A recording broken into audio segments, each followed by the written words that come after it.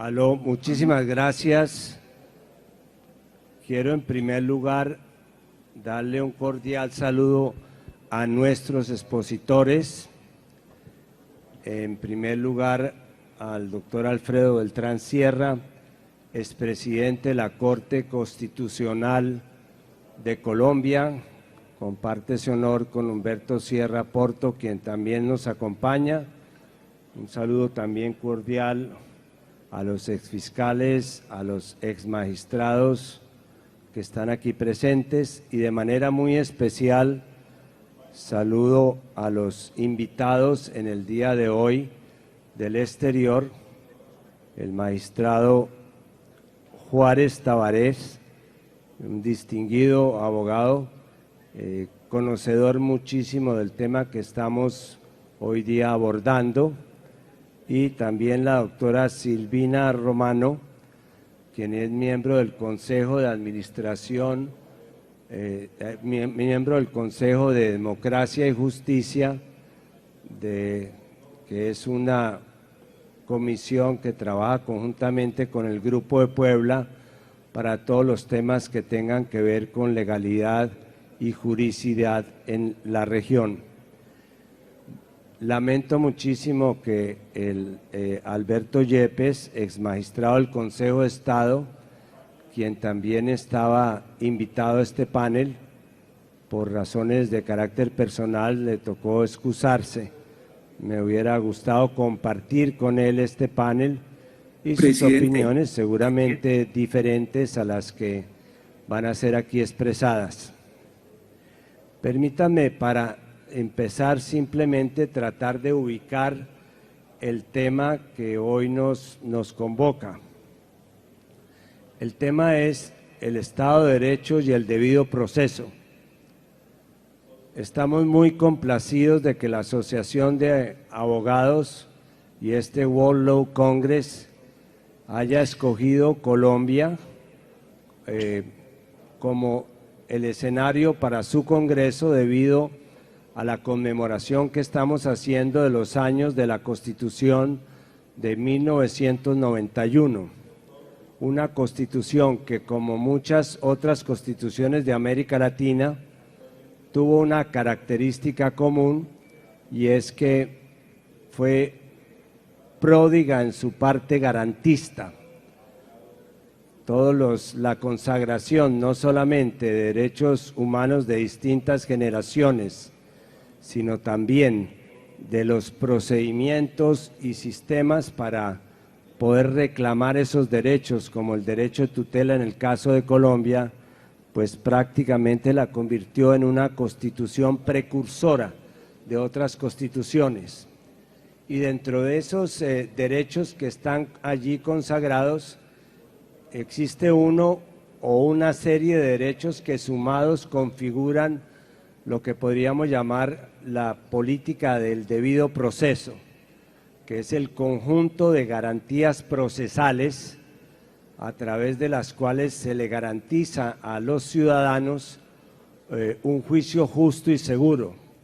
Y dentro de esas garantías pues podemos incluir de manera clásica el juez natural, el derecho a la segunda instancia, la transparencia de las pruebas, la controversia de las pruebas, el derecho a controvertir las pruebas en la intimidad, el derecho a la no publicidad, en fin, en la medida en que no se vayan agotando las etapas procesales, todas esas serie de garantías que configuran el concepto de debido proceso están estrechamente ligadas a lo que se puede considerar un Estado de Derecho.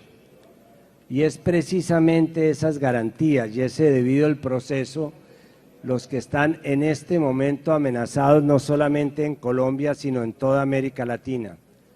Y están amenazados de una parte porque no hemos logrado asimilar bien el sistema acusatorio que reemplazó el sistema inquisitivo. Podría yo decir que el sistema acusatorio, que tiene sus ventajas como la oralidad o la publicidad, de alguna manera se ha confundido con lo que podríamos llamar la justicia negociada.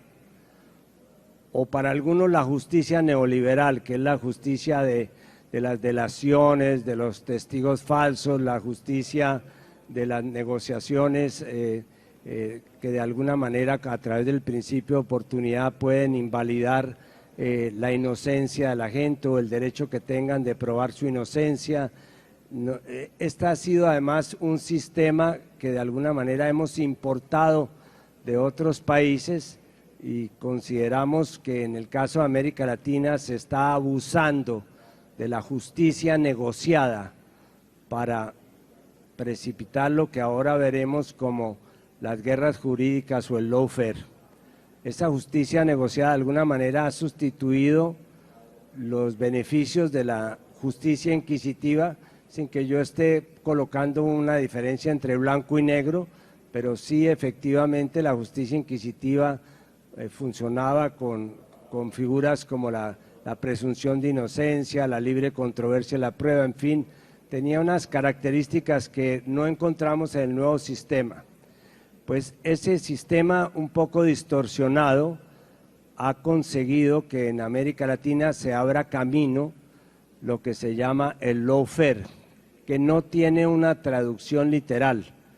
Lawfare podría ser ley justa, en fin.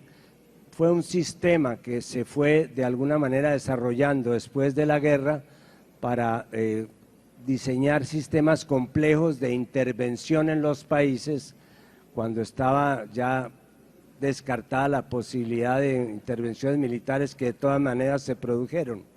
Pero de alguna forma podríamos hablar más bien del concepto de guerra jurídica, de guerras jurídicas y más que guerras jurídicas, de guerras híbridas. ¿Por qué jurídicas?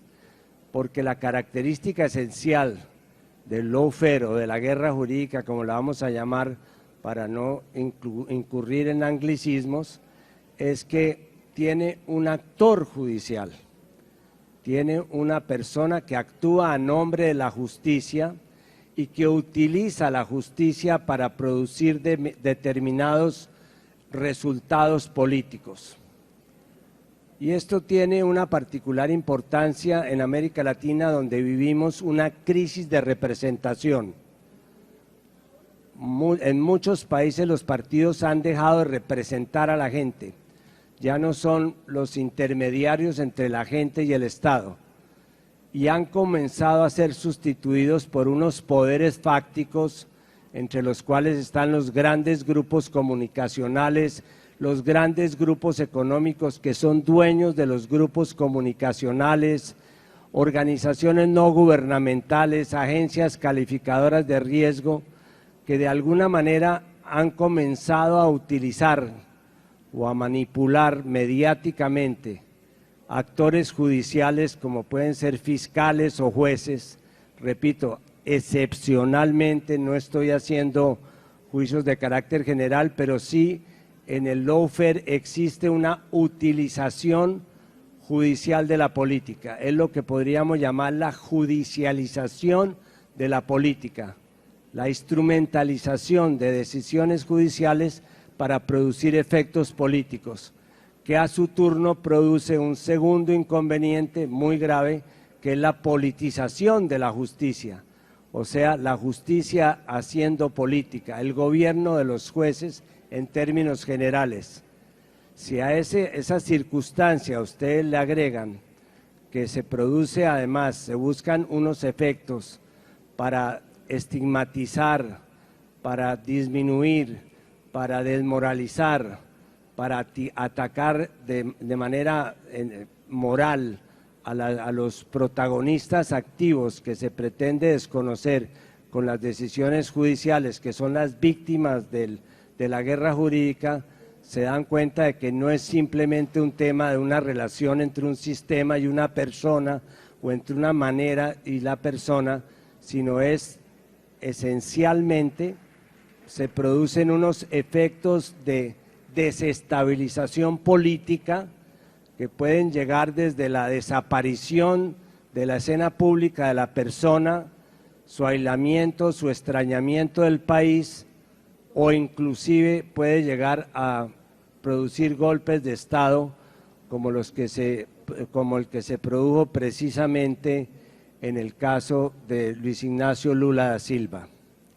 El caso de Luis Ignacio Lula da Silva es un caso emblemático de justicia, de guerra jurídica y de lawfare, porque no solamente tiene que ver con su propio y desacomodado proceso judicial, sino también tiene un antecedente muy peligroso, y es que a la presidenta Dilma Rousseff, con una supuesta falla administrativa que consistió en un traslado presupuestal por el cual nos podría meter a la cárcel a todos los que hemos sido presidentes, porque todos hemos hecho traslados presupuestales, obviamente dentro de condiciones de emergencia y para acciones absolutamente humanitarias, pues por ese traslado presupuestal, esa falla administrativa, se orquestó desde un Congreso lleno de congresistas corruptos su destitución.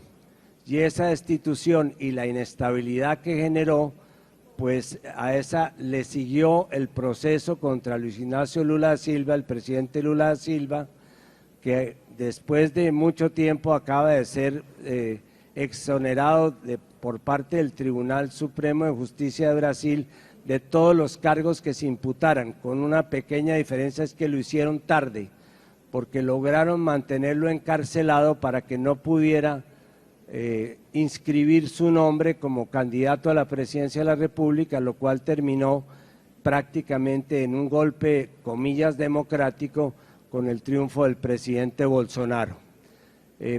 Precisamente para examinar las características de la guerra jurídica dentro de lo que ha sido el proceso del presidente Lula y dentro de un contexto latinoamericano, tenemos como primer invitado al profesor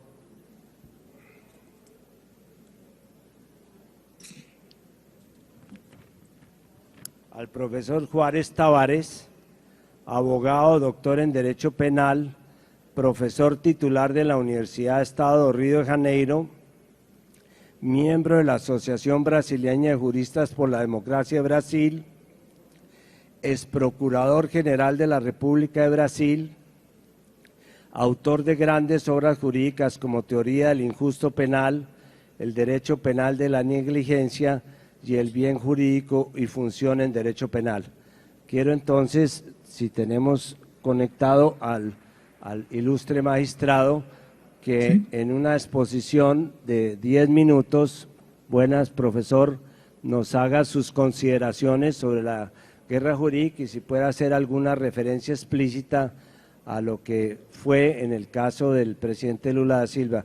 Bienvenido, profesor. Muchas gracias, presidente Samper, estimados colegas Silvino Romano, Alberto Yepes, Alfredo Beltrán, señores y señores. Es un honor estar acá en ese Congreso Mundial de Derecho y simplemente porque trata de un tema fundamental del Estado Democrático de Derecho, que es el debido proceso legal y la cuestión del lawfare. Esa es una cuestión muy especial en Brasil, donde se puso en evidencia con la prisión del expresidente Lula, y creo que ese procedimiento del lawfare también afecta no solo las bases del Estado Democrático de Derecho, sino también del debido proceso legal, porque hay que hacer una presentación acá un poco diversificada. De un lado, las fundamentaciones del lawfare que van a dar lugar a un procedimiento de persecución a los enemigos. Del otro, cómo eso se refleja en el procedimiento práctico de la jurisdicción. Para eso es necesario arrancar de que todo eso tiene un sentido muy específico, que es la criminalización de la política. Y la criminalización de la política es una fórmula moderna de eliminar el opositor político por medio de recursos ya existentes en el orden jurídico interno. Creo que esta fórmula depende de algunas condiciones. Primero, de un aparato judicial que sea confiable al poder dominante. Segundo, de normas jurídicas que faciliten la incriminación de meros comportamientos. Tercero, de un aparato bélico que pueda estar siempre a la disposición del poder. Cuarto, de medios de comunicación masivos que caracterizan al opositor como persona hostil.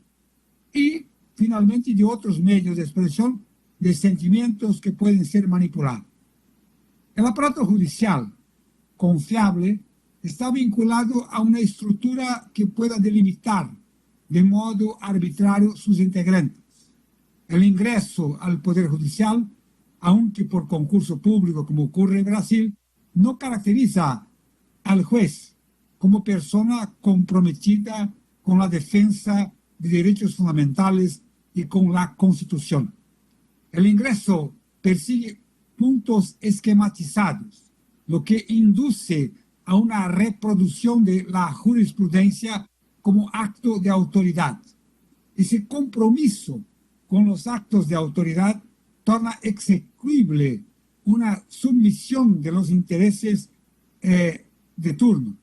En Brasil específicamente, por ejemplo, los miembros del Poder Judicial pertenecen a la élite dominante, eso es claro. Primero, los concursos de ingreso para la magistratura son coordinados y ejecutados por los propios tribunales. Con eso, como dice Zaffaroni, el Poder Judicial en Brasil se convierte en una familia. Segundo, esa familia no está interesada en los defensores de derechos. El Tribunal Supremo, por ejemplo, viene derogando o flexibilizando cláusulas pétreas de la Constitución de la República. Al Poder Judicial y sus tareas persecutorias se agrega también el Ministerio Público, que viene teniendo un rol prominente en los procedimientos de criminalización de la política. Y ahora, ¿lo que pasa eso con Lula? Con Lula, el Ministerio Público, como órgano independiente de la persecución criminal, se ha unido al Poder Judicial no para criminalizarlo solamente, sino para ejecutarlo públicamente. Importante, según los objetivos del Ministerio Público y del Judicial, era impedirle que pudiera candidatarse. La criminalización de la política no sirve en ningún caso para combatir el delito. Al revés, lo que se busca, y en el caso de Lula está muy presente esa importante consideración, es dominar el poder político y eliminar las postulaciones del adversario político. ¿Qué pasó con Lula en el Poder Judicial? Se estableció una jurisdicción universal. Un juez de Curitiba pasó a maniobrar todas las investigaciones que se pudieran tener en cuenta bajo el pretexto de que eran investigaciones que tenían el objetivo de combatir a la corrupción. Y se estableció una jurisdicción única con este juez, y ese juez entonces en Curitiba se ha extendido a hechos, por ejemplo, practicados en otros estados, en otras regiones, y congregado en sus manos toda la persecución criminal. ¿Para qué? Para el único propósito de criminalizar al presidente Lula y de impedir su candidatura a presidente de la República. Eso es muy importante que se caracterice. Ahora, el segundo punto es que las normas penales tienen siempre un contenido perspectivo que se destina no solo a prohibir o mandar una conducta, pero sirven también de factor de orientación para sus destinatarios. Por eso, la norma debe obedecer al principio de legalidad, que le impone de definir de modo claro la conducta que quiere prohibir o mandar, y también combinar las penas. La criminalización de la política, creo, pasa entonces por una flexibilización de las imputaciones, con la violación del principio de legalidad, como se hizo con Lula, que se hace por medio de imputaciones de mero comportamiento, sin que con eso se produzca una lesión efectiva de derechos subjetivos o de bienes jurídicos.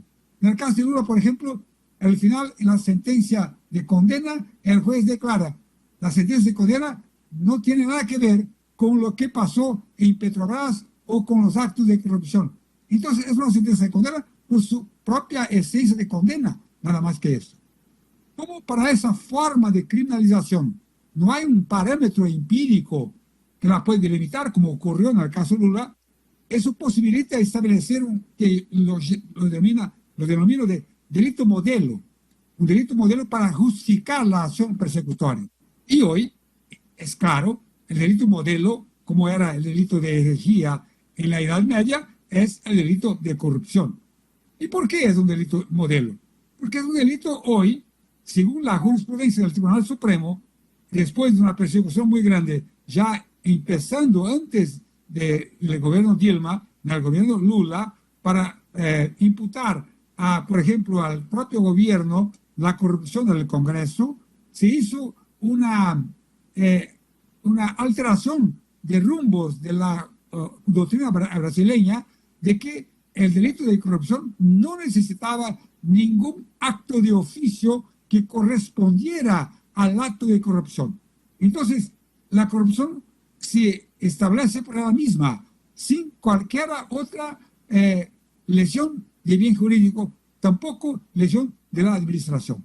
Esa incertidumbre refuerza la persecución de los enemigos políticos, que pueden ser imputados por hechos irrelevantes.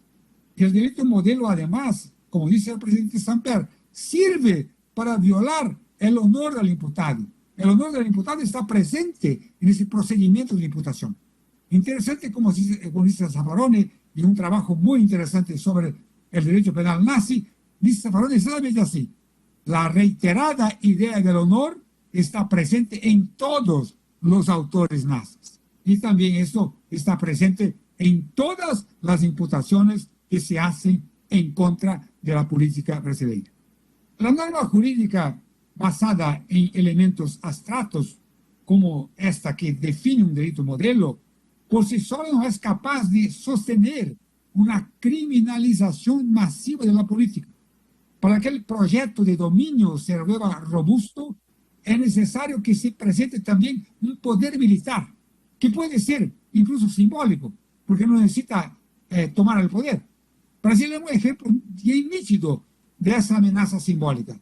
Por ejemplo, presidente Samper, cuando el Tribunal Supremo de Brasil estaba por decidir sobre la violación del principio de presunción de inocencia en decorrencia de condenas no definitivas, el comandante del ejército brasileño hizo manifestación expresa de que una decisión de este tema pudiera beneficiar, en ese caso, al presidente Lula, y eso no sería adecuado a los intereses militares. Miren ustedes que la política está involucrada con el Poder Judicial y, claro, la imputación está involucrada en el Poder Judicial y también con el Poder Militar. Por su turno, como en la imputación está presente la ofensa al honor del enemigo, la execración pública de los enemigos políticos corresponde a una fase muy precisa del proceso criminalizador. Eso se ejecuta por los grandes medios de comunicación masiva que constituyen hoy un verdadero partido político único. El llamado derecho penal del espectáculo se solidifica no más por medio de la prisión o de la ejecución de la pena, sino con la divulgación previa del propio procedimiento de imputación, como martirio al opositor. Para Lula, por ejemplo, se hizo un PowerPoint por un integrante del Ministerio Público que situaba y ubicaba a Lula como el gran centro de la corrupción brasileña, incluso mundial, cuando no había ninguna prueba de nada que lo agregara a ese tipo de corrupción. Y finalmente se agrega ese proceso infamante de las redes sociales, que trabajan con dos facilitadores, con la no necesidad de sujetar sus informes a un juicio de reputación o también con el anonimato. El caso del presidente Lula es emblemático de una guerra jurídica que está presente en Brasil. ¿Dónde están las participaciones efectivas de la guerra jurídica? Del judicial, del Ministerio Público, de los medios de comunicación masivos, de los militares y de las fake news, que establecen un modelo de imputación capaz de eliminar el enemigo político, el adversario político, y tratarlo como si fuera una persona hostil a la propia realidad política brasileña. Eso es lo que pasó con el presidente Lula.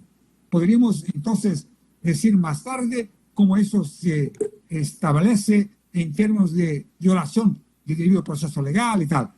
Porque todo eso hace parte de un conjunto de persecuciones penales ubicadas estas todas imputaciones como un objetivo común, que es el objetivo político de dominar el poder y mantener en ese poder las élites que hace 350 años ejercían la esclavitud en Brasil. Muchas gracias. Muchas gracias al profesor Tavares. Como una simple moraleja de que en este mundo tan enredado a veces las cosas funcionan como deben funcionar. La semana pasada el presidente Lula estuvo en Europa, lo recibieron el presidente Macron, el presidente Sánchez, el canciller de Alemania como jefe de Estado.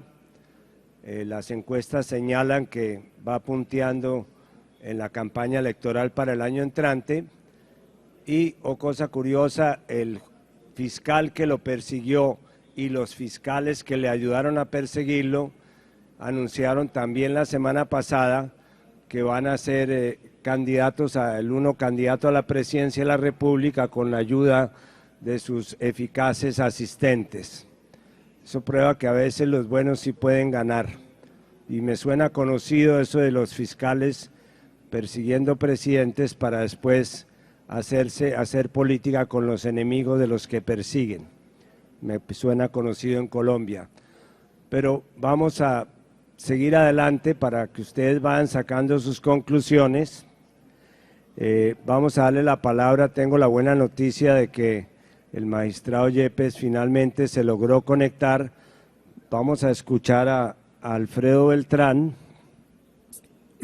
Alfredo Beltrán tiene una importante hoja de vida y larga hoja de vida, doctor en Derecho y Ciencias Sociales de la Universidad Libre, especializado en Derecho Constitucional, maestría en Derecho Procesal, se ha desempeñado como magistrado de la Sala Civil del Tribunal Superior de Bogotá, secretario de la Sala de Casación Civil de la Corte Suprema, magistrado interino de la Sala Laboral, magistrado auxiliar de esa misma sala, presidente de la Corte Constitucional, miembro del Instituto de Derecho Procesal y actualmente es abogado litigante y asesor en Derecho Civil y Comercial. Alfredo tiene un muy importante recorrido. No sé si quieres, Alfredo, aportarnos cuál sería la perspectiva desde el punto de vista colombiano en este momento de las guerras jurídicas y cuál es tu opinión, como decía el profesor Tabaré, que hay un elemento político, hay un elemento jurídico y hay un elemento internacional que es lo que hace de las guerras jurídicas unas guerras híbridas que pueden producir unos efectos políticos que en el caso que nos señalaba llegaron inclusive a un golpe de Estado.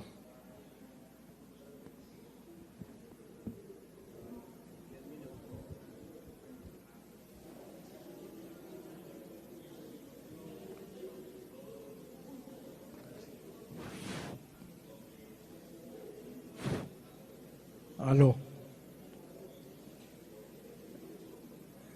Saludo especial al expresidente Samper, al doctor Humberto Sierra Porto como expresidente de la Corte Constitucional, al doctor Henao, también expresidente y magistrado de esa corporación, y a todos los colegas y amigos que asisten hoy a este foro tan importante. Lo primero que tendríamos que pensar es qué entender por guerra jurídica y qué entenderla dentro del marco del debido proceso en un país con garantías democráticas. Lo que se nos ocurre, para simplificar por razones de tiempo, es que la guerra jurídica es simplemente la utilización de la ley o de recursos de carácter jurídico para causar perjuicio a una persona determinada o a un grupo político con el que no se comparten por el autor del perjuicio sus ideas políticas. En ese orden de ideas, recordemos un poco lo que es la Constitución para fijar la garantía del debido proceso. Si la Constitución no es la simple organización del aparato estatal para gobernar, sino es entonces el culto al autoritarismo y a quienes ejercen el poder, el centro de la Constitución son los ciudadanos, son las personas humanas a cuyo servicio se encuentra todo el poder público. No al revés, no es la persona al servicio del poder, sino el poder al servicio del individuo. Y por esta razón, entonces tenemos una explicación clara.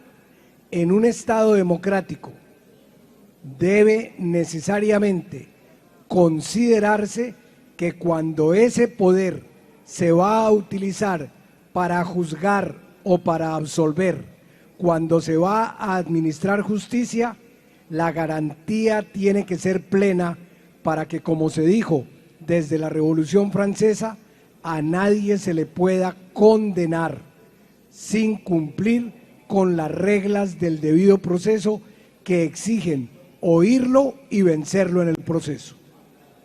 Esto significa entonces que para juzgar tenemos unos requisitos que a manera de síntesis voy a recordar. 1.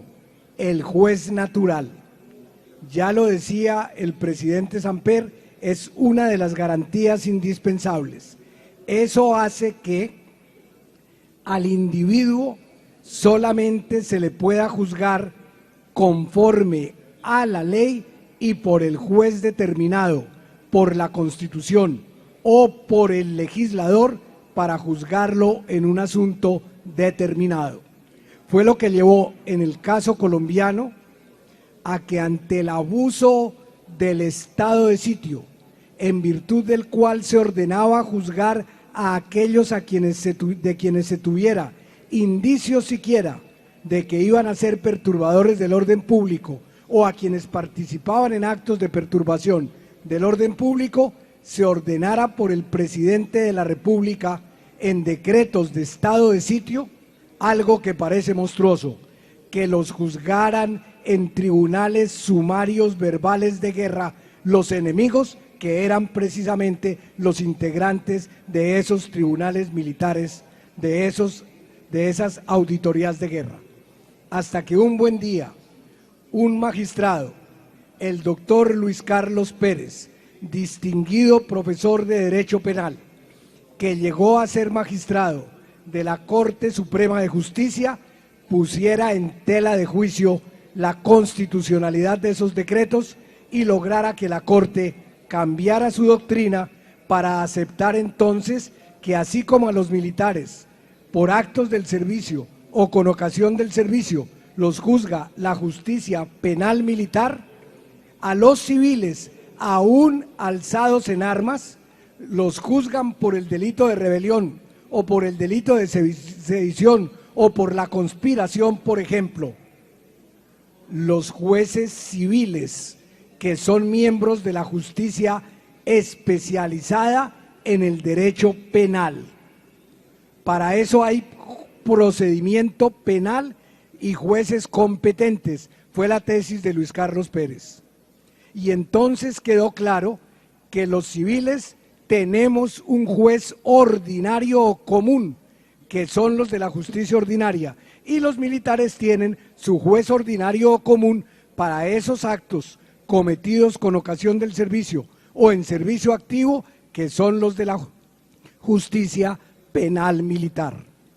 Esa tesis logró destruir una tesis de años de abusos como los que se dieron en los gobiernos del 9 de noviembre de 1949, cuando se decretó por el presidente Ospina Pérez el estado de sitio, hasta 1958, cuando ese estado de sitio de 9 años fue levantado por el presidente Alberto Lleras Camargo. De manera que aquí tenemos clara la demostración del abuso. Por eso se hace necesario reivindicar ahora, recordar la necesaria garantía del juez natural. Garantía que le está indicando al legislador cuando hace la ley que él puede distribuir la jurisdicción para decir cuáles son los jueces competentes, pero lo que no puede al distribuirla es violar la garantía del juez natural. Ya llevamos 2 presupuestos de constitucionalidad del debido proceso. Y luego, esa distribución que se realiza a través del legislador para fijar las reglas de competencia, tenemos una tercera garantía. ¿Qué más pide el que va a ser juzgado? Que el juez sea independiente. ¿Independiente de quién? E independiente por qué y para qué. Independiente de las otras ramas del poder público. El legislador cumplió con lo suyo cuando hizo la ley. Deje ahora que el encargado de administrar justicia juzgue con esa ley que él no hizo y que la administración en la rama ejecutiva cumpla con la función de auxiliar para el cumplimiento de las decisiones judiciales. Es lo que Montesquieu nos había enseñado, que debe haber un legislador que legisle, un ejecutivo que cumpla con la ley y que dicte los actos necesarios para que la ley se cumpla y se ejecute, y un juzgador que no hace la ley ni administra, sino se dedica a juzgar conforme a la ley, secundum legem, no según su propio capricho, ni obedeciendo entonces órdenes o instrucciones que se le dan desde el Ejecutivo, como cuando en discursos públicos se dice, por ejemplo, a ese ciudadano que cometió un delito, nadie lo ha juzgado todavía para decir que si es el autor del delito, habrá que cumplirle, habrá que aplicarle con todo su rigor la ley, o como lo que dijo otro ilustre personaje en Colombia, que se pudran en la cárcel. ¿Cómo así que desde el Ejecutivo se hacen esas admoniciones? Se dice eso respecto de quien va a ser juzgado, se le dan ese tipo de instrucciones a los jueces o se escoge su propio juez,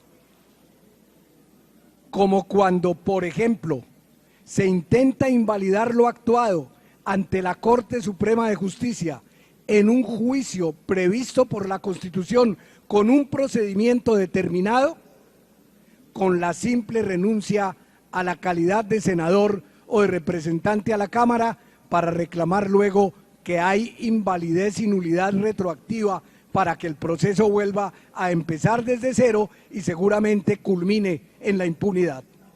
Eso no es el debido proceso.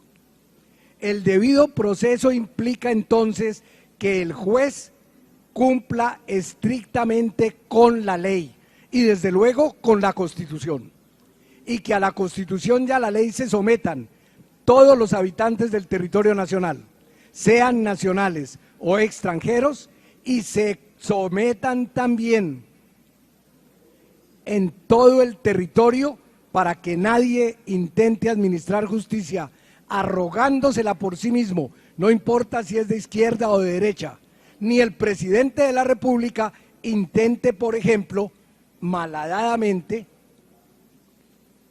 irrumpir en la rama judicial para indicarle en qué sentido se deben proferir sus fallos. Recientemente parece que eso se intenta volver costumbre. Pero además, ¿qué pide el ciudadano? Que la justicia sea imparcial en la administración de ella.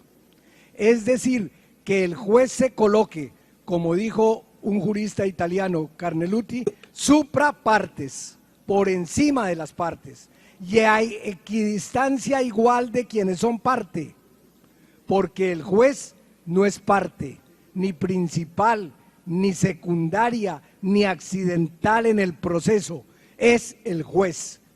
Y que el juez sea independiente también de los partidos políticos y sea independiente de todas las religiones, porque allá van los miembros de cualquier partido político, o los creyentes de cualquier religión, o los no creyentes en ninguna. Debe ser entonces independiente, imparcial y con competencia que no se la da él mismo, sino que se la da de antemano la ley, para que el juez pueda cumplir con esa garantía que el ciudadano reclama, y no el ciudadano simplemente, toda la sociedad, para tener confianza en la legitimidad de las decisiones judiciales. Así podrá entonces la sentencia ofrecer esa credibilidad, esa aceptación social. ¿Qué es lo que esto más significa? Significa entonces que los jueces,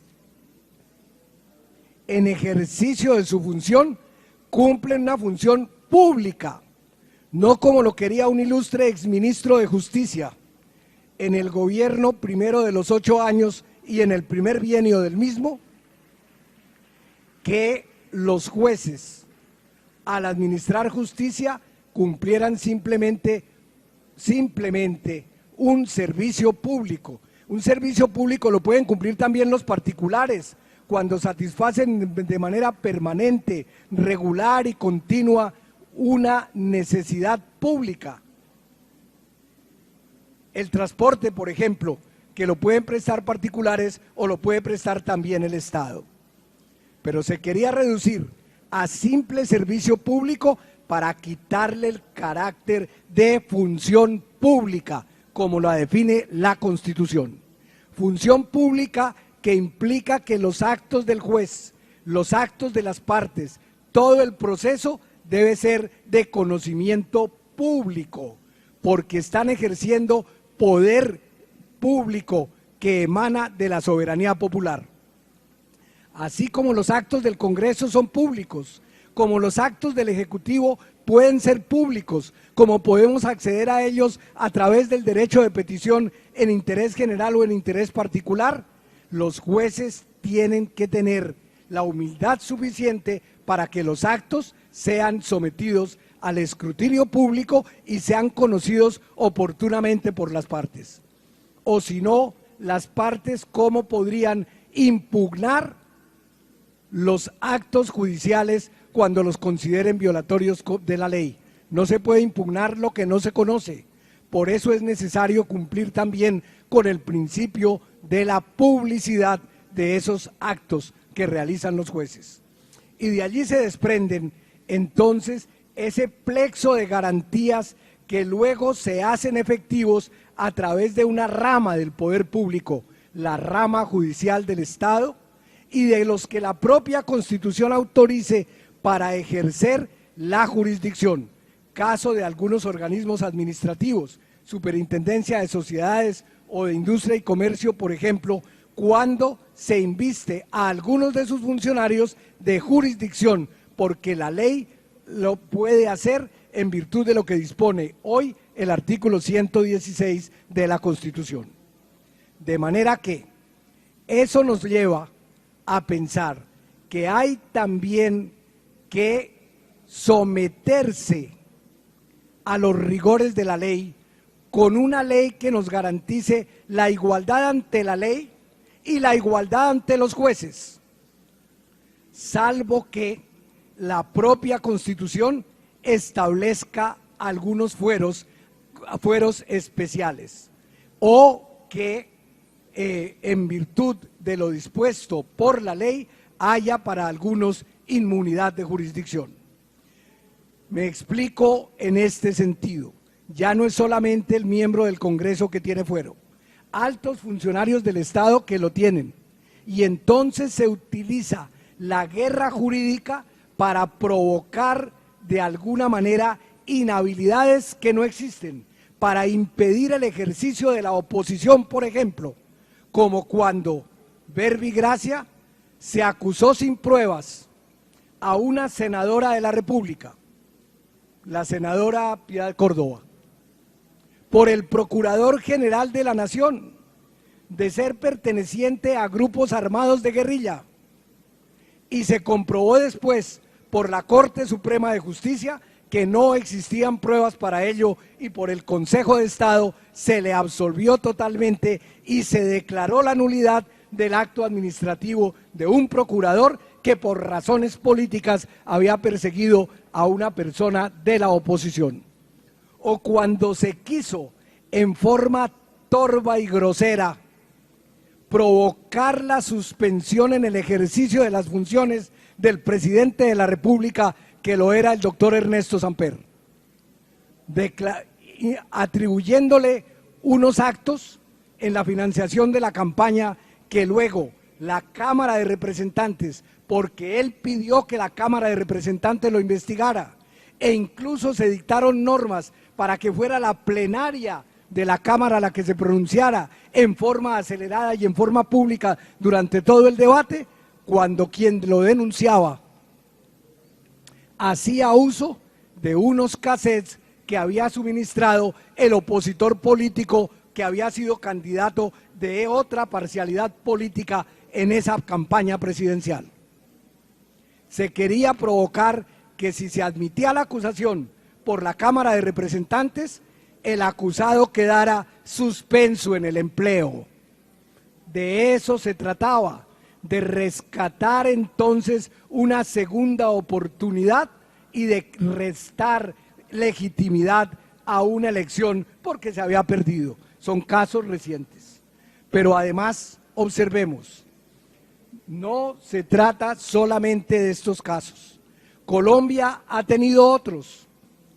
El ejemplo que se daba en una conferencia hace 2 horas, en el salón número 5 del caso de Petro, cuando el Consejo de Estado encontró que lo hecho por el procurador para suspenderlo de la alcaldía era contrario a la ley y avaló la existencia de medidas cautelares en virtud de las cuales él pudo terminar su periodo en la alcaldía. Esto no quiere decir que uno esté de acuerdo o en desacuerdo con lo que él pudo hacer o no hacer, sino que no había causa para hacerlo. En eso consiste la guerra jurídica, en utilizar la ley aparentemente con legitimidad, con un propósito avieso, torticero, torcido, con carácter político y en ocasiones para favorecer ciertos intereses, ya no políticos, sino de carácter económico, por ejemplo, para favorecer o para perjudicar a grupos de presión determinados. Por esa razón, la guerra jurídica no es sino un abuso del derecho, distorsionando el derecho para obtener otros beneficios distintos al del interés general.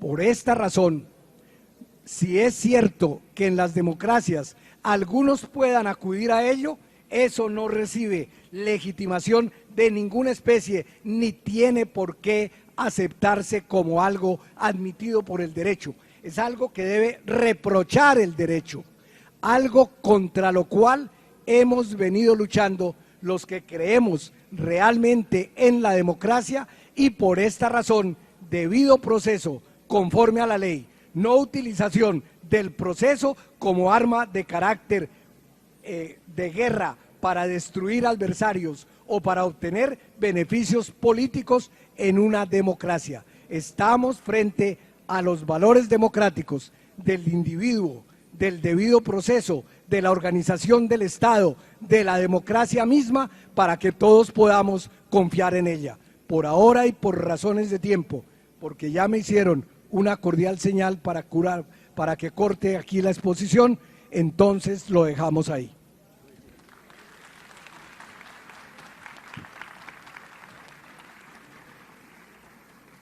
Quiero dejar constancia de que hace un año no hablaba yo con el doctor Sierra, para que no se interprete.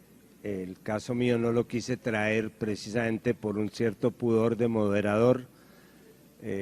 Quiero saludar al doctor Henao, que lo veo allí muy juicioso, también es presidente de la Corte Constitucional. Bienvenido, Juan Carlos. Y vamos a darle ahora la palabra, después de escuchar estas muy profundas reflexiones del exmagistrado Alberto Yepes, quien se ha logrado conectar por fortuna. Él es también es magistrado del Consejo de Estado, profesor titular de la Universidad del Rosario, miembro de la Asociación de Derecho Constitucional, veedor de la Universidad Nacional para la creación de la Facultad de Derecho de la Universidad Surcolombiana y miembro de la Academia de Jurisprudencia, y después de él escucharemos un cierre seguramente de oro de la profesora, nuestra profesora argentina de Silvina Romano. Le doy la palabra al magistrado Yepes. Bienvenido, magistrado, a este foro. Sus palabras serán muy iluminantes. Muchísimas gracias, presidente Samper. Hago la claridad, presidente, que soy ya ex magistrado del Consejo de Estado, de la sección quinta, la sección electoral. Le agradezco mucho la invitación que usted tuvo a bien y la organización formularme para intervenir en este interesante foro. Igualmente, doctora Silvina, me agrada volver a verla, al igual que al doctor Juárez Tavares y a los expresidentes de la Corte, el doctor Beltrán, el doctor Sierra, el doctor Henao, un cordial saludo. Yo quiero empezar con una anécdota de hace bastante tiempo. El presidente Samper fue el segundo presidente después de la Constitución del 91.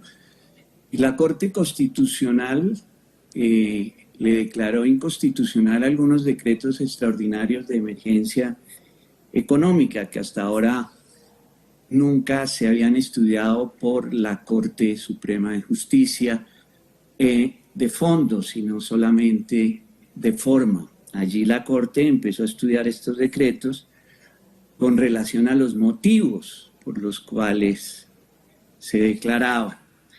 El presidente Samper, como es costumbre en él y su franqueza, manifestó en esa época que el fallo era un fallo político.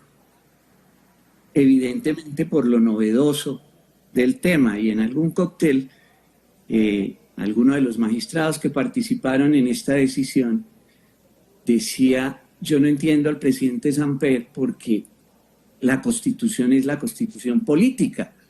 Y naturalmente todos los fallos de la Corte Constitucional deben ser políticos.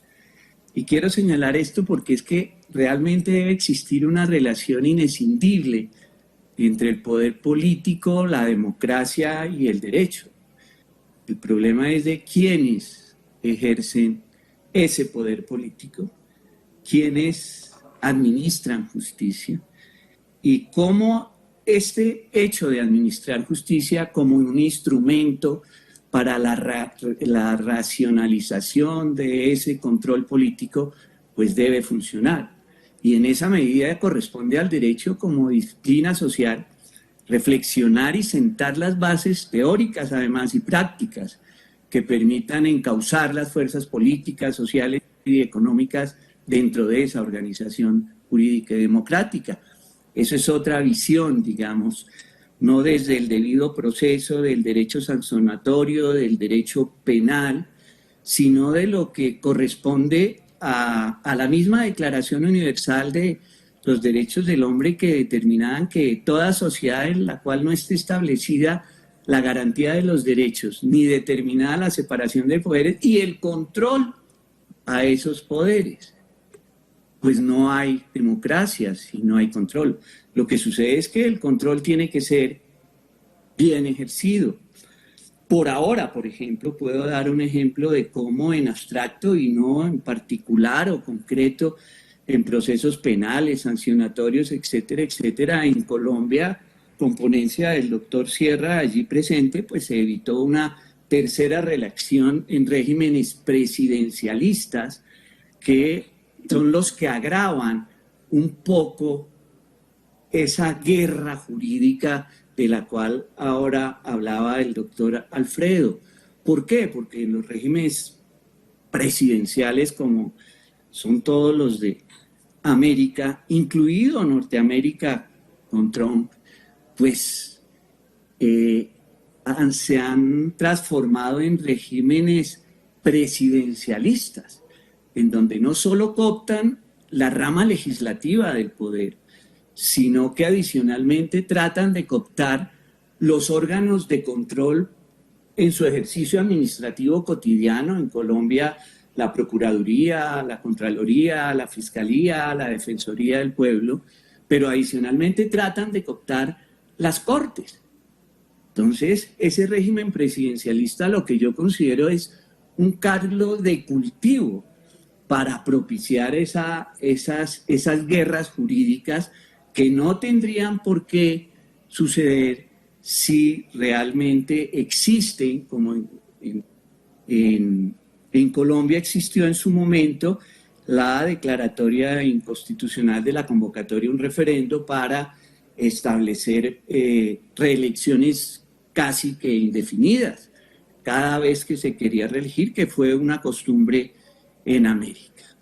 Declara, digamos, de cara a esa idea que trataré de desarrollar un poco desde la otra visión en esta disertación, pues es importante recordar que el poder y el derecho en sus formas puras son opuestas, pero pues es que esa es la idea.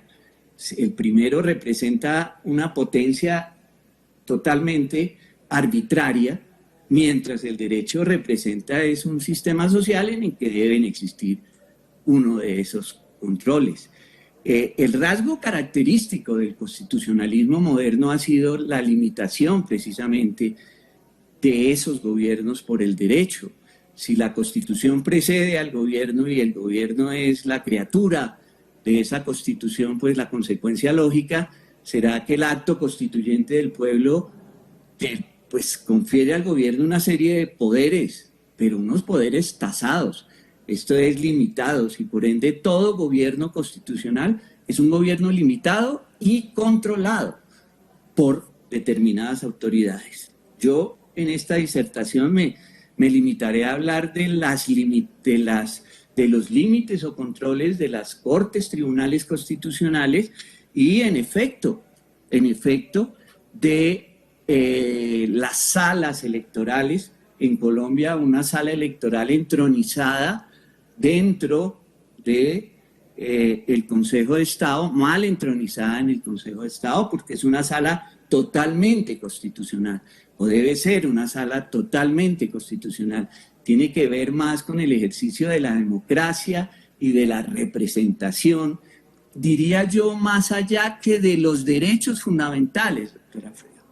Porque si bien hoy el gobierno, el poder debe estar al servicio del pueblo, pues el pueblo también debe preservar la democracia y no utilizar la ley al revés para tratar de acabar la democracia.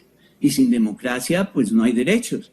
Por lo tanto, en esas ponderaciones que se pueden hacer, y más en el derecho electoral, pues obviamente debe existir una propensión a la institucionalidad, a conservar la institucionalidad.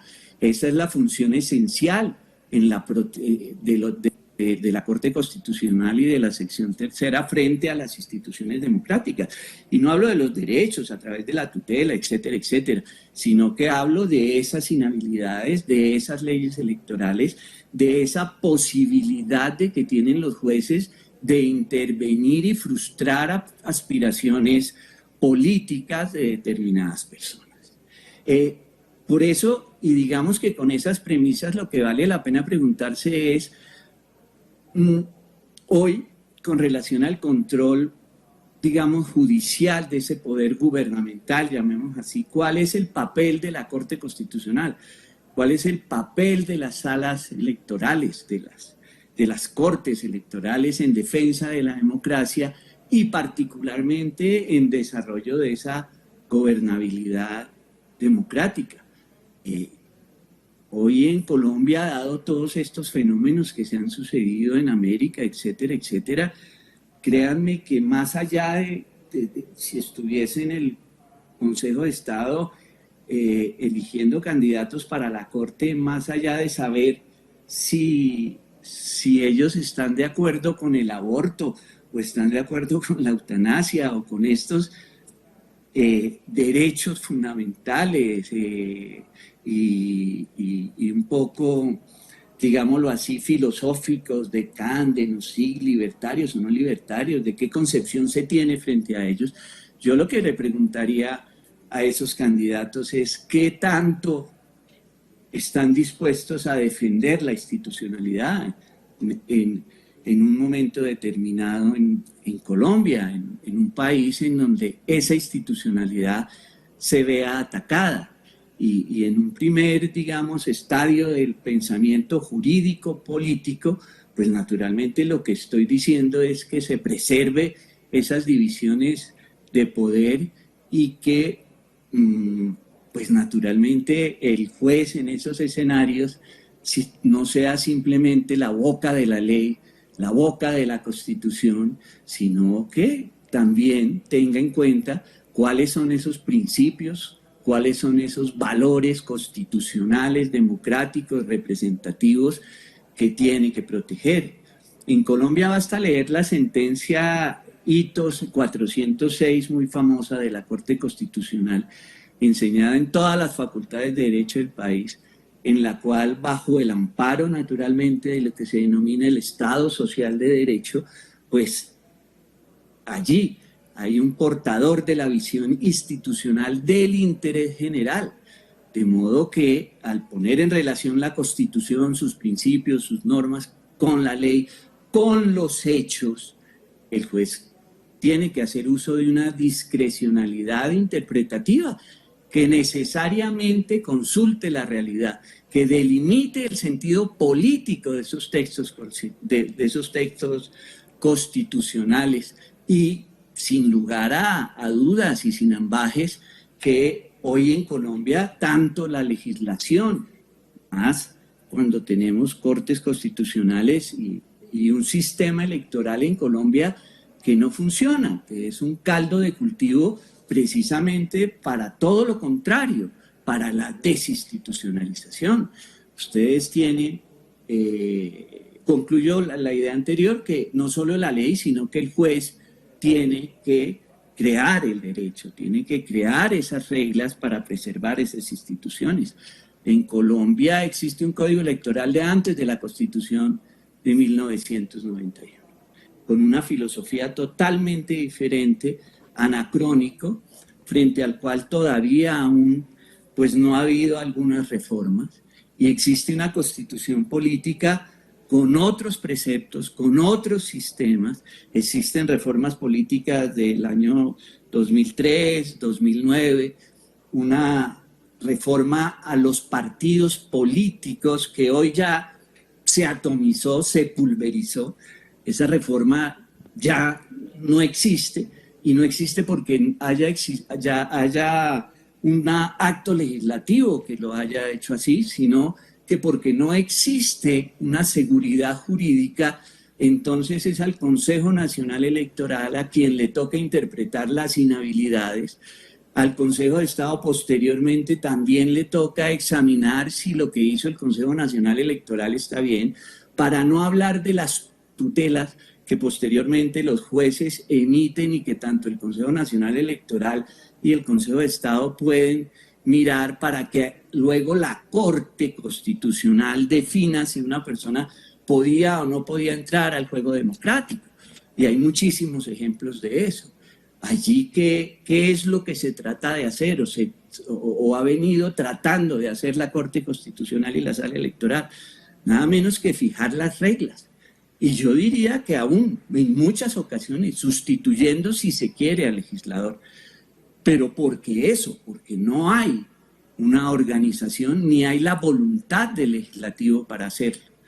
Y en ese orden pues se llega a lo que el presidente Samper decía ahora, y el doctor Beltrán pues lo expresaba, y que con mayor autoridad nos podría hablar el doctor Humberto Sierra, que es los conflictos que existen a nivel internacional con relación a la Carta Interamericana. El artículo 3 en ella pues trae todos unos elementos esenciales de democracia representativa, de acceso al poder y su ejercicio con el Estado de Derecho, etcétera, etcétera, que ponen en tensión lo que en antaño se denominaba el monismo o el dualismo, para saber si prevalece el derecho internacional o prevalece el derecho interno, o si nos vamos más bien por el control de convencionalidad o hablamos más bien de la primacía per se de las constituciones, etcétera, etcétera. Colombia pues tiene claro el caso de Petro en materia disciplinaria y hoy pues tiene dudas y tendremos que resolver ese problema frente a temas del control fiscal, en donde hay una sentencia del 2018 de la Corte Constitucional en donde le da prelación a una ley en donde inhabilita a las personas que hayan sido condenadas fiscalmente y no paguen para ser candidatos o por lo menos para posesionarse posteriormente si no cancelan. Y ese conflicto pues tendrá que resolverse internacionalmente. Alberto, pero yo no creo que esas guerras en Colombia hayan estado dirigidas hacia alguien. Entonces, bajo todas estas premisas, yo creo que es dable señalar que ante cualquier amenaza o vulneración de las garantías democráticas corresponde al poder jurisdiccional, naturalmente a través de procedimientos constitucionales, de conformidad a las reglas establecidas, previamente delimitadas, pues proteger la estabilidad institucional, la supremacía de esos textos constitucionales y de la forma política adoptada por cada Estado. Esta función de ese poder jurisdiccional en la salvaguarda de la organización jurídico-política del Estado, pues ha dado lugar a diferentes discusiones que han sido, pues, conocidas.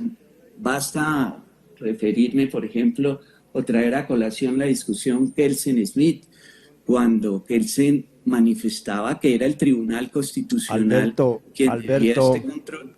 Vamos recapitulando porque estamos con un Perfecto, tiempo. Presidente. Gracias, Alberto. Perfecto, presidente. En consecuencia, pues, frente a cualquier hecho o circunstancia que se vulnere o amenace la democracia representativa, yo sí creo que el acceso al poder y su ejercicio con sujeción al derecho debe tener, pues, un garante que es la Corte Constitucional, y en esas condiciones, pues, resulta muy valioso si se recapitula la jurisprudencia constitucional colombiana, en donde la idea de control judicial aparece como la clave funcional para evitar ese desbordamiento de poder y lograr una adaptación al derecho a la realidad social, por lo que el juez, como depositario de esas ventajas propias, de ese sabio ajeno de la sociedad que piensa en la objetividad de los valores, pues es quien tiene el compromiso de tomar esas consideraciones, la realidad viviente de ese país. En suma, presidente, y para no tomarme más tiempo, el control ejercido por la justicia del Estado constitucional yo creo que es la fórmula para la mejor relación entre los valores cardinales de cualquier ordenamiento jurídico de la democracia. Y para terminar, yo sí quisiera dejar la inquietud de volver a retomar la idea que tuvo Alfonso López de repensar el sistema presidencial. De los países americanos, no solo Colombia, pensemos nuevamente en mirar un régimen semipresidencialista, si se quiere, para no hablar del régimen parlamentario que es tan ajeno a nuestras costumbres. Mil gracias, presidente, y muchas gracias a todos por escuchar. Muchas gracias, ex magistrado. Creo que ustedes dos tienen una coincidencia que celebro, y es que la institucionalidad depende de la separación de poderes, y de alguna manera el lawfare o las guerras jurídicas suponen una invasión de poderes, y eso es lo que resulta y hace inaceptable este tipo de distorsiones jurídicas. Y no voy a ampliar, pero coincido totalmente con usted en que necesitamos un cambio en el sistema de gobierno hacia un sistema más parlamentario. Pero vamos a darle por 10 minutos igualmente a la profesora Silvina Romano para que cierre esta reunión. Ella es investigadora adjunta del Consejo Nacional de Investigaciones Científicas, la CONICET, del Instituto de Estudios de América Latina, coordinadora en la Unidad de Análisis Geopolítico del Observatorio Lawfare del Centro Estratégico Latinoamericano de Geopolítica, CELAC, postdoctorada en el Centro de Investigaciones sobre América Latina, doctora en Ciencia Política, licenciada en Comunicación Social de la Universidad de Córdoba. Silvina, te escuchamos atentamente. Lamentablemente no pudimos garantizar la equidad de género, pero creo que vas a suplir ampliamente ese vacío con tu exposición. Hola a todas y todos. Gracias, señor presidente Samper. Un saludo a la comitiva, a los panelistas. Es realmente un honor. Y quería comentarles que hoy en Argentina el Gobierno de la Nación y la Secretaría de Derechos Humanos están organizando unas jornadas sobre el impacto del Lawfare en los derechos humanos, hoy y mañana. Así que me parece que estamos muy a tono y es muy importante porque vemos que a nivel regional estamos tematizando, que es importante, poder conversar, poder poner en común algunas ideas y ver cómo resolvemos finalmente. Yo voy a hablar un poquito más de la perspectiva de la ciencia política, voy a moverme un poco del ámbito de lo jurídico. Me parece interesante también porque es la propuesta de ver al Lawfare desde distintas aristas, ¿verdad? Y sobre todo porque el Lawfare no se resume o no se reduce al ámbito de lo jurídico, sino impacta en el ámbito político, económico, social. Y como se dijo ya, el Lawfare es una articulación entre un poder judicial encumbrado, una juristocracia, un poder judicial que va tomando definiciones políticas y va tomando el tiempo de la política en un país por encima de los demás poderes, con una articulación con medios de comunicación. Por lo menos podríamos definirlo de esta manera. Pero no solamente es judicialización de la política o politización de la justicia. Y no solamente es una vulneración del Estado de Derecho o de la democracia. El expresidente Lugo lo dijo en algún momento, y dijo, el Lawfare en realidad es una guerra contra la política. Y ahí me voy a centrar, porque me parece muy importante, porque finalmente la política es el terreno donde deberíamos dirimir las disputas y tensiones, digamos que en el caso, por ejemplo, de Lula, se buscó dirimir por la vía claramente judicial mediática, en lugar de hacerlo en la esfera política formal, como debería haber sido hecho y como en otros casos. Entonces, ¿por qué digo esta guerra contra la política? Fíjense que a corto plazo el Lawfare busca esta desestabilización o un ataque contra determinados sectores de la política que son considerados o estigmatizados como enemigos, ¿verdad? Pero a mediano plazo se busca, y esto es lo que más me preocupa, la despolitización de la sociedad, la desmovilización, la desmotivación de la gente con respecto a la política. Voy a dar un ejemplo muy claro. La mayoría de los procesos de Lawfare se centraron en un relato sobre la corrupción. No estoy diciendo que la corrupción no exista, pero el pilar del relato, sobre todo mediático, es la corrupción. Tenemos el caso Odebrecht y muchos casos más. Y cada uno, Correa tiene abiertas 20 causas por corrupción, Cristina Fernández de Kirchner tenía otras 20, creo que Correa tiene como 40 en realidad. Entonces, el relato de la corrupción. ¿Y qué viene con ese relato de la corrupción? Una noción que se va extendiendo, y lo vimos en Brasil, de una idea de todos son corruptos, todas y todos son corruptos, todos los políticos son corruptos, que se vayan todos, porque son todos iguales. Pero ahí hay una trampa, porque no se van todos. Se queda una parte de la clase política y en el caso de Brasil, muy preocupante, se quedó una derecha conservadora. Entonces, esta guerra, este relato, que le podemos decir, a mí me gusta el concepto y los invito a que lo haguemos, el concepto de la antipolítica. Lo que se busca es una conducta, unas tendencias antipolíticas. Pero al final el Estado queda ahí y las instituciones quedan ahí, es decir, alguien tiene que gobernar ¿Y quiénes gobiernan? Bueno, unos sectores que tradicionalmente vienen ocupando o disputando el poder en los aparatos del Estado. Y hay algo que me preocupa aún más en el caso de Ecuador, por ejemplo, que es que esta persecución por la vía judicial, la persecución política por la vía judicial, esta criminalización de ciertos sectores de la clase política, llega no solo a la desmotivación, sino a infundir miedo.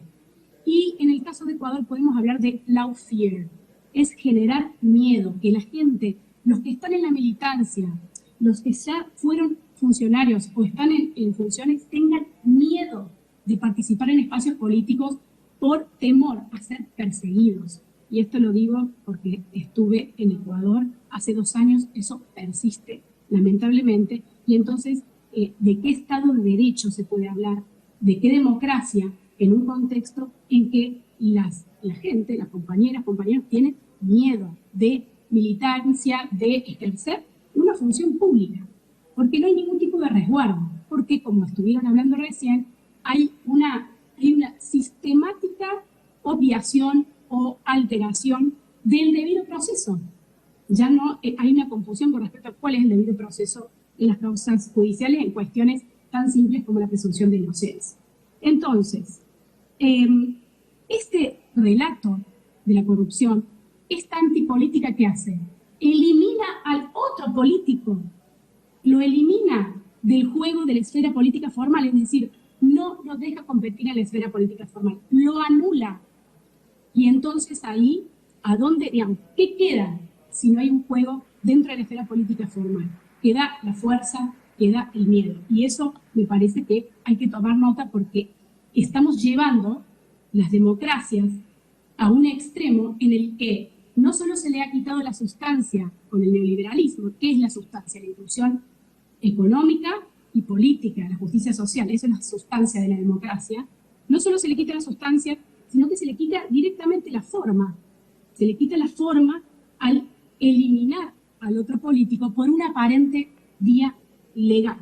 Entonces, me parece que habría que pensar en esto de el juego que se está haciendo desde los aparatos judiciales, con aparatos mediáticos e influencias, quiero decirlo también, de agentes externos. Cuando digo agentes externos, me refiero, por ejemplo, a algunas estrategias que se utilizan, por ejemplo, desde el gobierno estadounidense para asesorar en nuestras reformas jurídicas, para intervenir, como hizo el Departamento de Justicia, en el caso de Lula da Silva, algo que está documentado, por cierto, y que a mí me gustaría preguntarles, y que nos preguntemos, si esta asistencia que se hace en formación, en asesoría a aparatos judiciales de América Latina, primero, si es necesaria y si es la asesoría adecuada. Si en América Latina el modelo jurídico estadounidense es el más adecuado para instalar o para emular en nuestras sociedades, o deberíamos repensarlo, tomarlo, repensarlo y ver qué utilizamos de eso. ¿Vale la pena usar la delación premiada? ¿Se usa la delación premiada de modo correcto? Digo la delación premiada porque es directamente tomada de la doctrina que se enseña en muchos de los cursos, y sabemos que el juez Sergio Moro fue uno de los mejores alumnos de los cursos de asesoría y de formación impartidos por el Departamento de Justicia de Estados Unidos.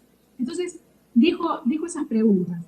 Y aquí me gustaría cerrar, para no ocupar más tiempo, con esto. Es una guerra contra la política, y no cualquier política. La política como forma de pensar una alternativa posible al status quo. Y no es casualidad, entonces, de que estos sectores políticos criminalizados o más perseguidos son aquellos que, en funciones o en sus proyectos, proponen la intervención del Estado en la economía, sobre todo. Piensen que eso es una afrenta brutal contra un sistema neoliberal en el que ningún otro país, ni sector, ni continente en el mundo se atrevió, como en América Latina, a implementar medidas redistributivas de soberanía y autodeterminación. Entonces, cuando hablo de una guerra contra la política, no es contra la política en general, sino contra la política como posibilidad de cambio y como posibilidad de justicia social. Así que me parece que tenemos mucho para trabajar de modo interdisciplinar para ver cómo enfrentamos estos procesos que no empiezan y terminan en los tribunales, sino que afectan muy duramente la política, nuestras economías y nuestras sociedades. Muchas gracias.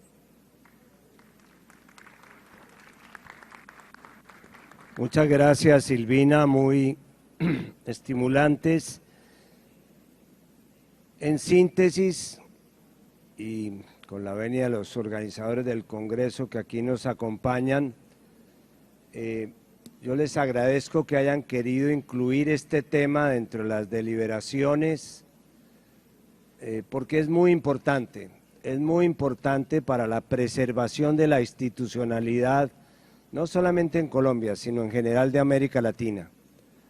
Que haya una invasión de un poder respecto a otro, como representa la judicialización de la política, puede ser el comienzo del fin de una democracia. La gente se siente insegura cuando no tiene empleo, la gente se siente insegura cuando no tiene educación, pero la gente se siente aterrorizada cuando no hay justicia, porque es el desarrollo del sálvese quien pueda. Esa situación no podemos aceptar que se llegue a esa situación en América Latina. Segunda reflexión, los casos de lawfare que se han mencionado esta tarde, que comprometen al presidente Lula, la presidenta Cristina, que de alguna manera estuvieron presentes en el golpe de Estado de Bolivia contra Evo Morales, que tienen viviendo por fuera, exilado a Rafael Correa. Todos esos son casos que de alguna manera recaen sobre personas que podríamos llamar progresistas. Y uno se pregunta ¿por qué? En primer lugar, porque tal vez en esos países no tienen el poder los sectores progresistas, es obvio, pero tampoco ejercieron el lawfare cuando estaban en el poder.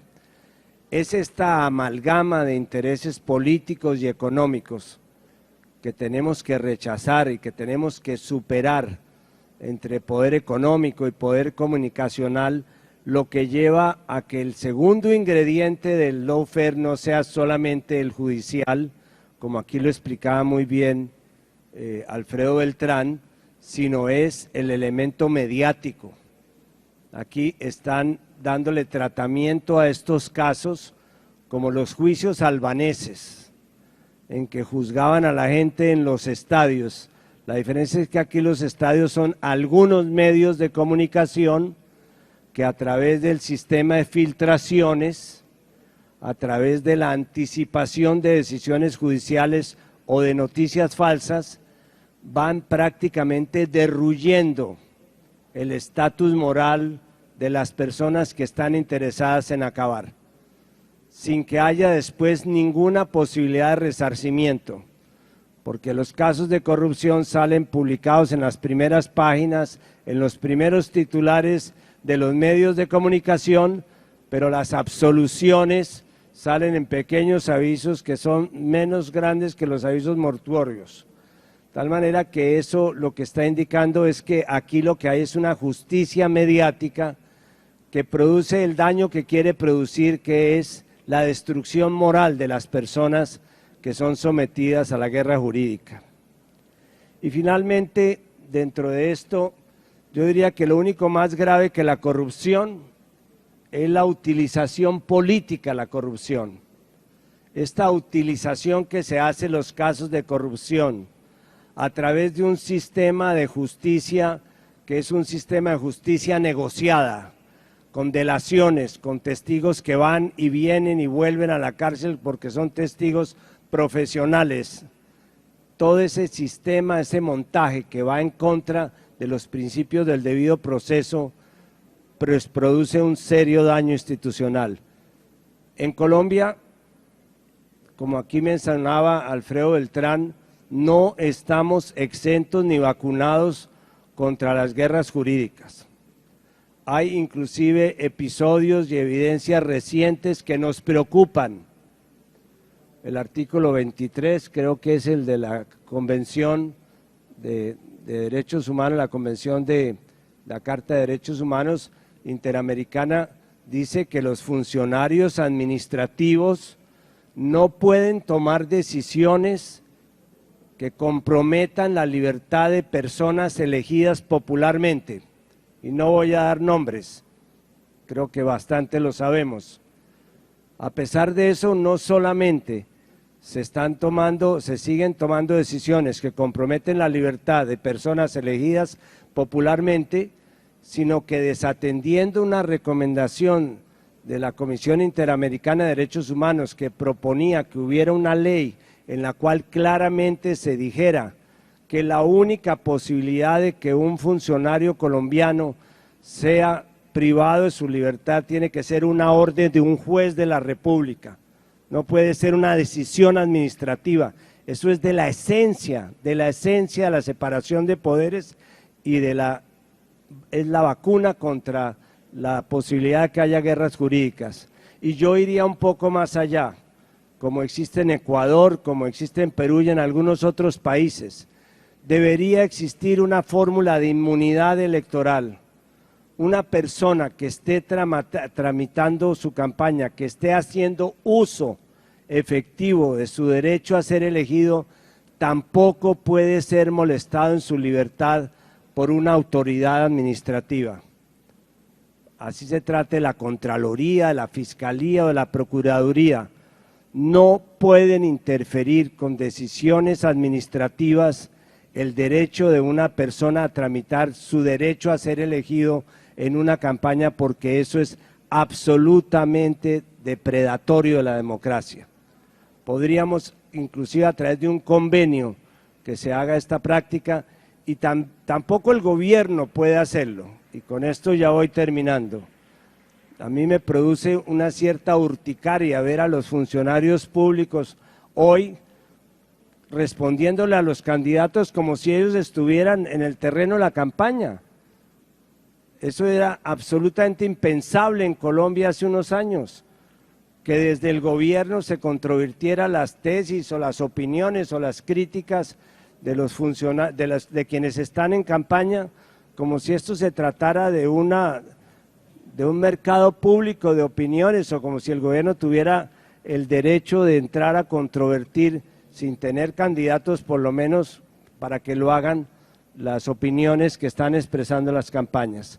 Entonces, hago una recomendación para que protejamos la campaña, protejamos a los candidatos que tienen derecho a emitir sus opiniones sin que sean controvertidos ni por los funcionarios del gobierno, ni muchísimo menos por los organismos de control a través de decisiones judiciales que limitan su derecho.